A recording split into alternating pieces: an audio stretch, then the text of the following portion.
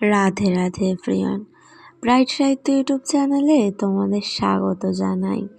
শিউলি ফুলের গন্ধে তুই পার্ট 3। তো চলো বেশি কথা না বলে গল্প শুরু করি। কিছু ভুল ত্রুটি হলে ক্ষমা করে দিও। ভালোবাসা স্বীকার করার পর সব কিছু যেন এক মুহূর্তের জন্য খুব সুন্দর হয়ে গিয়েছিল। আমরা আগের থেকেও বেশি সময় একসাথে কাটাতাম। ছোট ছোট মুহূর্তগুলো অনেক বড় লাগতো। আমি ওকে নিজের থেকে বেশি ভালোবাসতে শুরু করেছি।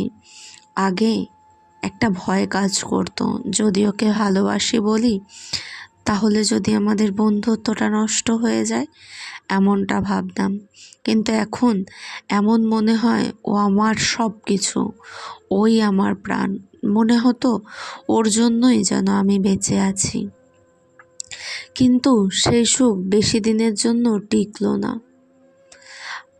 একদিন হঠাৎ মেঘলা ফোন করে বলল আমার বিয়ে ঠিক হয়েছে। আমার চারপাশটা থেমে গেল। আমি কি বলবো ওকে?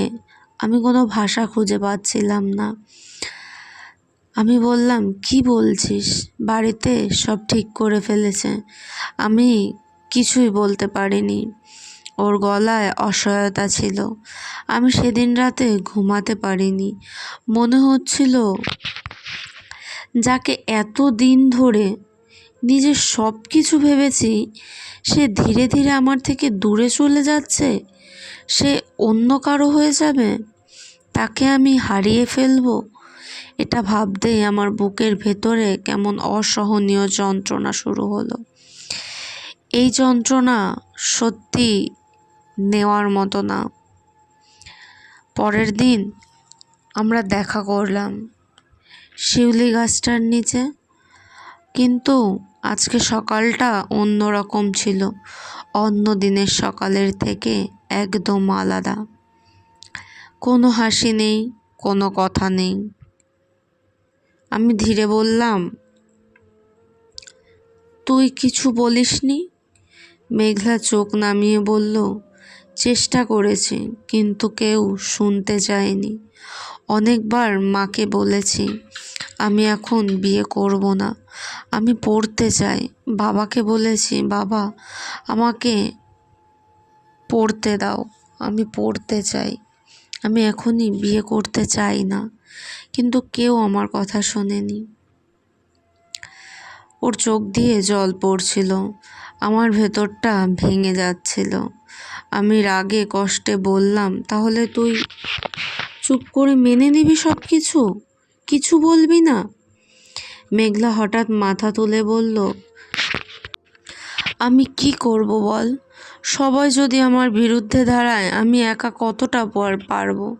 কি করব আমি, তুই আমাকে বলে দে। ওর কথায় আমি চুপ হয়ে গেলাম, কারণ আমি জানতাম এটা শুধু ওর লড়াই না, আমাদের দুজনের। কয়েকদিন আমরা কথা বলিনি। দূরত্বটা বাড়তে লাগলো, কিন্তু ভালোবাসাটা কিন্তু কমেনি। একদিন রাতে হঠাৎ দরজায় টোকা। দেখি মেঘলা দাঁড়িয়ে, চোখ লাল, মুখ কাদা। আমি আর পারছি না। ও কাপা গলায় বলল, তুই যদি বলিস আমি সব ছেড়ে তোর সাথে চলে যাব। আমার বুকটা কেঁপে উঠল। এই সিদ্ধান্ত একটা সব কিছু বদলে দিতে পারে। আমি কিছুক্ষণ চুপ করে থাকলাম, তারপর ধীরে বললাম, আমরা পালিয়ে গেলে হয়তো আজ বাঁচব, কিন্তু সারাটা জীবন লুকিয়ে থাকতে হবে। মেঘলা চুপ। আমি ওর হাতটা ধরলাম।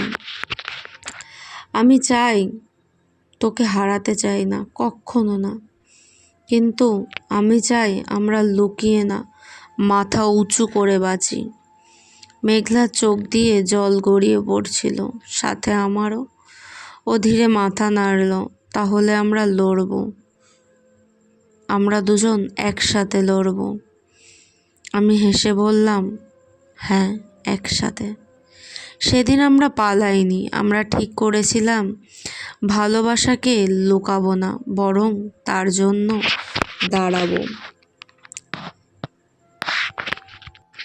কিন্তু এই লড়াই কি তাদের একসাথে করে দেবে? নাকি চিরদিনের জন্য আলাদা করে দেবে? কি মনে হয় তোমাদের? কমেন্ট করে জানিও। আমার গল্পগুলো কি তোমাদের ভালো লাগছে? ভালো লাগলে একটু লাইক, কমেন্ট এবং শেয়ার করে দিও। নেক্সট পার্ট খুব তাড়াতাড়ি আসবে। ততক্ষণের জন্য সবাই খুব ভালো থেকো, সুস্থ থেকো। রাধে রাধে।